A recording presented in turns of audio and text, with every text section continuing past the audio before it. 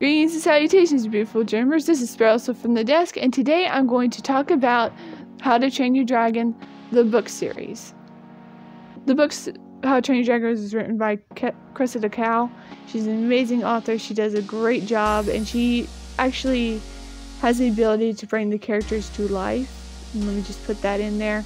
She's just an amazing author, and the pictures of the books are up here if you want to look them up. But yeah. How to Train Your Dragon by Cressida Cowell. I will, at one time, I am going to tell you about the series, but I'm going to break it down book by book in later videos, but right now I'm going to talk about the series as a whole.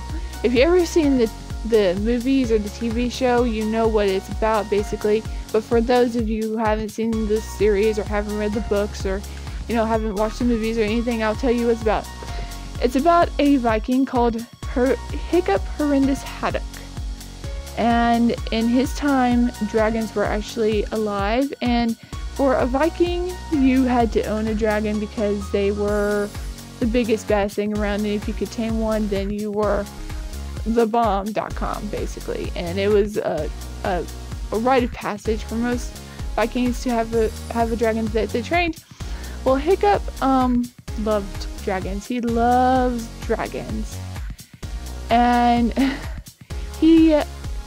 he talks about how he spent time on the hills learning how dragons speak, and so he knows how to speak what is called Dragonese. He speaks Norse, but he knows how to speak Dragonese, which is the language that the dragons speak. So he's not the kind of Viking that is very noticeable. He's not what you would think a Viking is supposed to be: big, brawny, and not very clever, but he's clever. And he's not big and brawny, but I think, let me be honest with you guys, if a character is not what you assume they should be, then it makes the book more interesting, because Hiccup is clever. I think smarts outweigh brawn all the time, just my opinion entirely. So in the book, it opens up, he's supposed to get a dragon. Now he has a friend called Fishlegs that he's allergic to dragons. Fishlegs is allergic to dragons, and so he is being humiliated and bullied and all this other stuff, and he gets angry, and so he goes deeper into the dragon nest than he should. I mean, he wants to get one of the really big ones so people won't laugh at him anymore. Well, he doesn't end up getting one, and when they're running out, they start running out of the dragon cave because Fishlegs woke up the dragons, and Hiccup had already got his dragon. So he looks at Fishlegs and says, "Take this." He gives him his dragon, and he runs back in and grabs just whatever dragon he can get a hold of. He picks it up, puts it in his sack, and they run back up, and they're all opening the sacks and showing the dragons, and then Hiccup opens his, and it is a tiny dragon with no teeth. You can imagine their shock when that happens.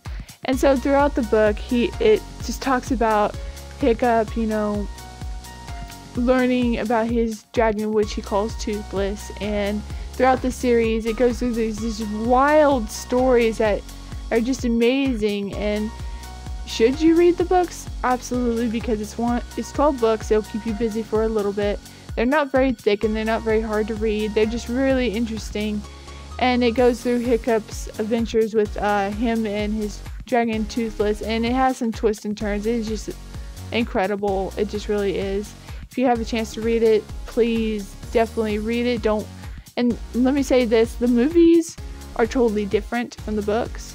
The books are a little bit more complicated and a little bit more twisted and more I'm just gonna be honest, the books are a little bit more interesting. The movies are great. I love the movies, and I love the TV show. It's amazing. It's an awesome series. It's a wonderful idea.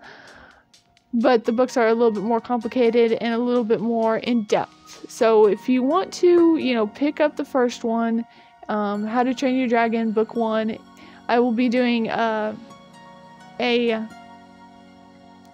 deeper look at book 1 later on in the series. But if you get a chance, read How to Train Your Dragon. If you don't like to read, watch the movie. It's fine. But, you know, definitely read the book because the books are amazing. Like always.